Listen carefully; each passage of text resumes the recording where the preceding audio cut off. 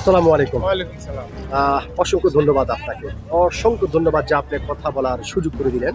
তো যেহেতু আপনি বাংলাদেশের একজন সচেতন নাগরিক এবং একজন সাহসী মানুষ, সেই ক্ষেত্রে এই বিষয়টি আপনার কাছ থেকে জানতে চাচ্ছি যে আমাদের বাংলাদেশের রাজনৈতিক দল জামাত ইসলাম।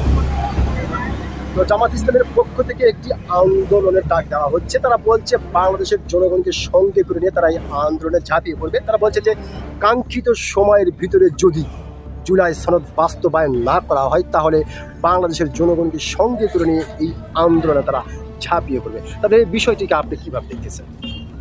ভালো ইনশাআল্লাহ। ভালো।